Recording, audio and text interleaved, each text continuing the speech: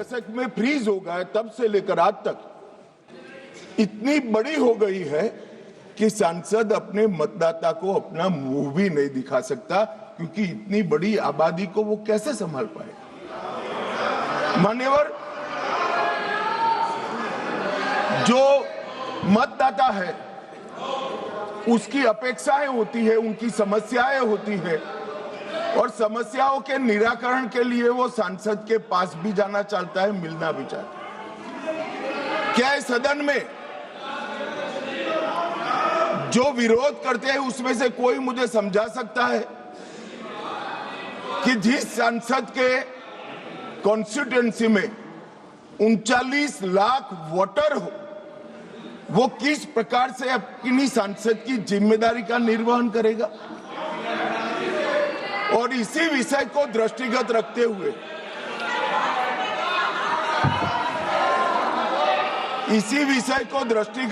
हुए हमारे संविधान में समय समय पर परिसीमन का प्रावधान किया गया है,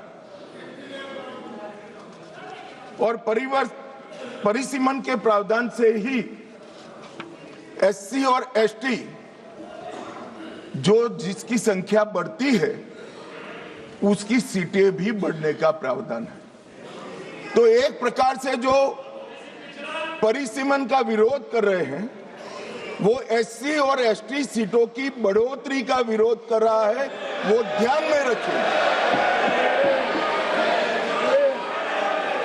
मान्यवर, संतुलित, समावेशी और व्यवहारिक लोकतांत्रिक ढांचा एक तैयार करना, इसकी जिम्मेदारी संविधान ने सरकार जो अधिकार में होती है उसको दी। तो अभी ये जिम्मेदारी नरेंद्र मोदी जी की सरकार को दी गई है। उनको पसंद नहीं है, मगर ये तो देश की जनता निर्णय करती है। वो वंश परंपरागत नहीं होता है, वो लोग चुनकर भेजते हैं।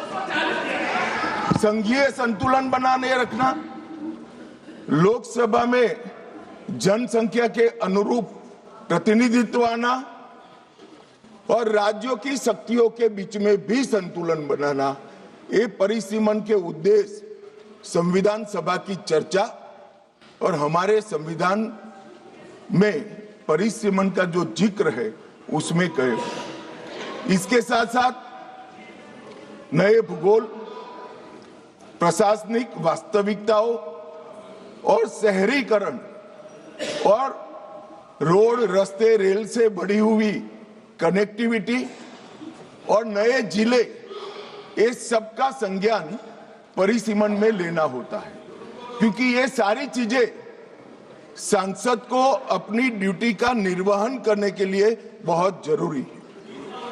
मान्यवर, संविधान के अनुच्छेद 81, 82 और 170 इसके अंदर इस सारे सिद्धांतों को समाहित किया गया है, और उसी के निर्वहन के लिए नरेंद्र मोदी जी के नेतृत्व में सरकार ये संवैधानिक सुधार लेकर आई।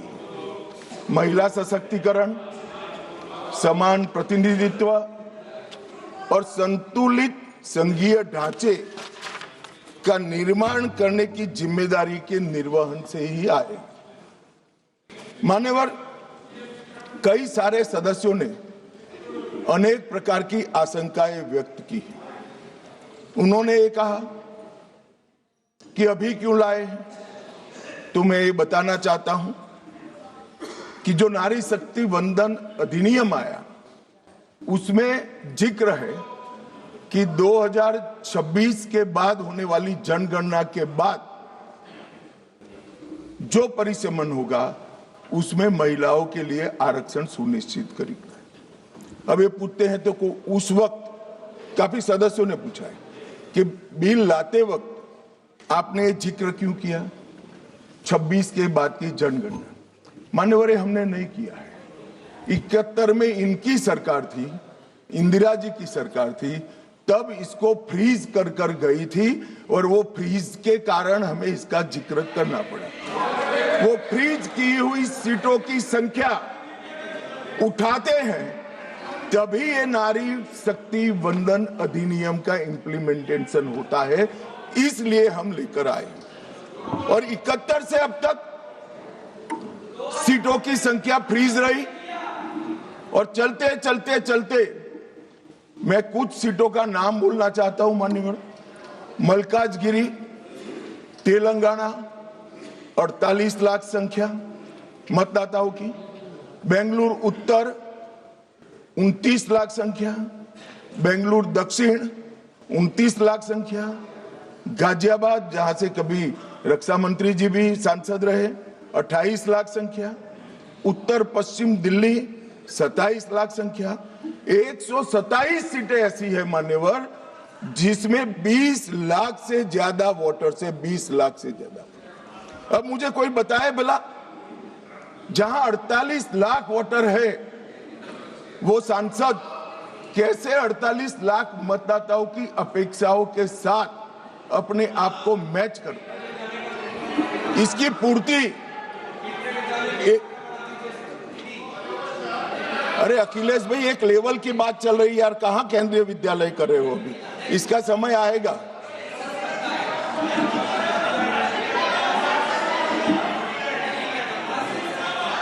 मान्यवर इनकी बात कहने दो तो जरा स्तर मालूम पड़े। अध्यक्ष महोदय, जो आंकड़े बता रहे हैं माननीय मंत्री जी, हम केवल ये जानना चाहते हैं किस सेंसस के आधार पर ये जो आंकड़े बता रहे हैं, क्योंकि जो गाजियाबाद का आंकड़ा बताया जा रहा है वो बहुत कम बताया जा रहा है। आज की परिस्थिति में हो सकता है वो दुगना हो। मैं यही कह रहा हूं, ये पुराना है, मैं यही कह रहा हूं, अगर डिलिमिटेशन करने दोगे तो नया आ जाएगा और एक की जगह दो सीटें बन जाएगी। मान्यवर, उनको ये भी पता नहीं है कि वो अपने स्टैंड के पक्ष में आर्ग्यूमेंट दे रहे हैं या विपक्ष में दे रहे हैं। मान्यवर, 127 सीटें ऐसी है। நாடாளுமன்ற மக்களவையில் தாக்கல் செய்யப்பட்ட மகளிர் இடஒதுக்கீடு மசோதா மற்றும் தொகுதி மறுவரையறை மசோதா தொடர்பாக மத்திய உள்துறை அமைச்சர் அமித்ஷா பதிலுரை நிகழ்த்திய அந்த காட்சிகளை நாம் நேரடியாக பார்த்தோம்.